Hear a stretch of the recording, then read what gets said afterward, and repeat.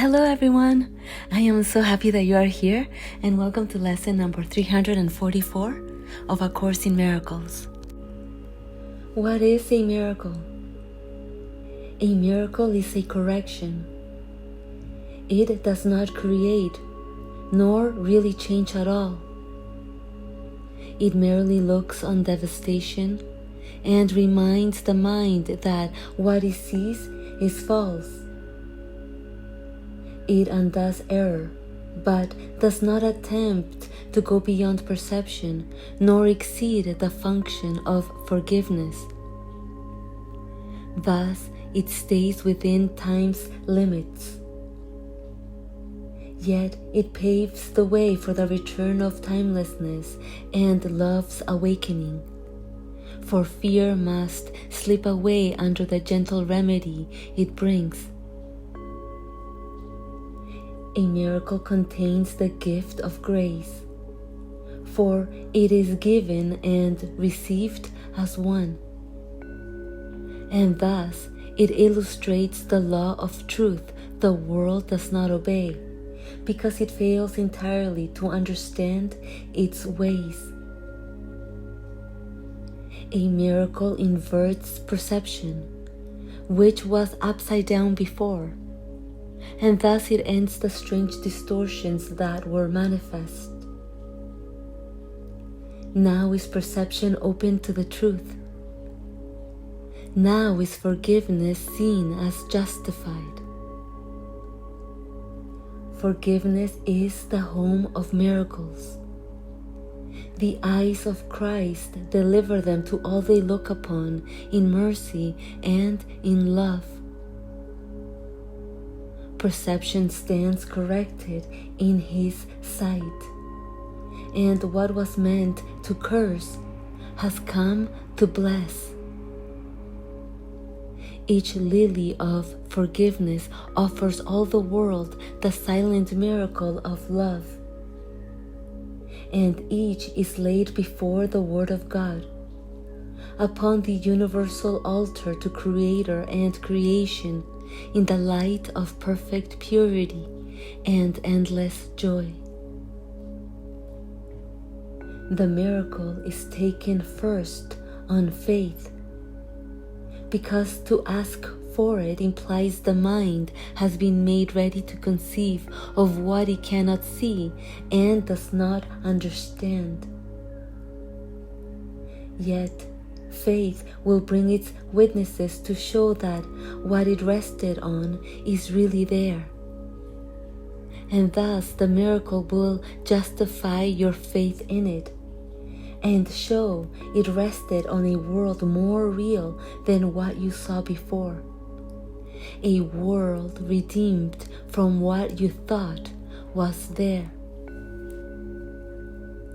Miracles fall like drops of healing rain from heaven on a dry and dusty world, where starved and thirsty creatures come to die.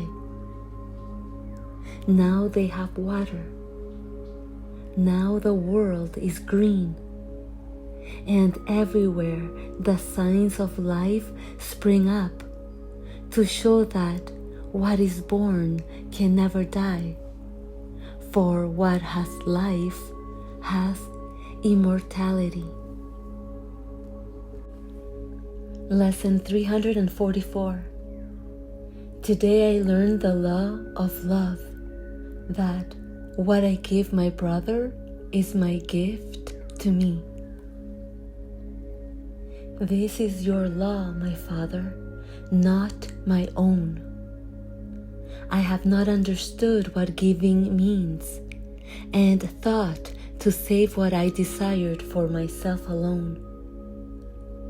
And as I looked upon the treasure that I thought I had, I found an empty place where nothing ever was, or is, or will be.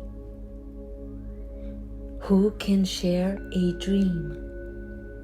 And what can an illusion offer me? Yet he whom I forgive will give me gifts beyond the worth of anything on earth. Let my forgiven brothers fill my store with heaven's treasures, which alone are real. Thus is the law of love fulfilled, and thus your sun arises and returns to you. How near we are to one another as we go to God. How near is He to us?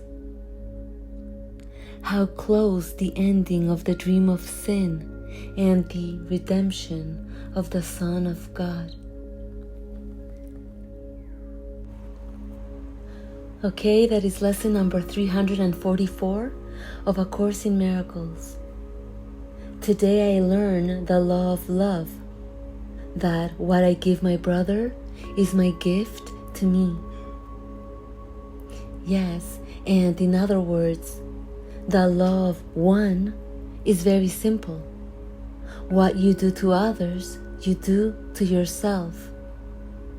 This is the law that the ego mind could never understand, because the ego thinks it is separate from the rest, and so it doesn't care much about the rest, as long as it thinks it is happy. And because the ego can't perceive the emptiness of eternal oneness, it thinks its thoughts and actions have no consequence to itself. But because we are all one infinite field of consciousness, appearing as all, we are all under the law of one, without exception. Meaning that what I give my brother, I give to myself. And so, if I condemn my brother, I condemn myself, because I am caught in the never-ending spiral of judgments, resentments, bitterness, jealousy, etc., all of which keeps my illusory mind filled with thoughts. And thoughts veils eternal nothingness, the empty place where nothing ever was, or is, or will be, as this lesson reads. And so, what is this empty place that A Course in Miracles is referring to? The infinite field of consciousness, the eternal mind of God, eternal nothingness. Different words, yet they all point to eternal oneness. And so, it is to this emptiness that these lessons are pointing toward, to the empty mind, which is noticed by practicing forgiveness. That's why in today's lesson it reads, "Yet he whom I forgive will give me gifts beyond the worth of anything on earth. Let my forgiven brothers fill my store with heaven's treasures, which alone are real. Thus is the law of love fulfilled, and thus your sun arises and returns to you." Yes, the conscious decision to forgive, to practice presence, offers me gifts beyond what earth can offer me, because it reveals the unreality of I, while confirming the reality of God's omnipresence, which is the gift forgiveness brings. And forgiveness, conscious presence, gives me the opportunity to test this myself and notice how much happier I am when I don't engage with thoughts of time. And once this is noticed, there is no denying it. Forgiveness is now consciously preferred over the engagement of thoughts without doubt, because eternal peace is slowly being acknowledged for the first time since the illusion of time began. And so, peace of mind is inevitable because eternal peace is present now, in this present moment. This present moment being the key that opens the gate of heaven as I return to the awareness of eternal love.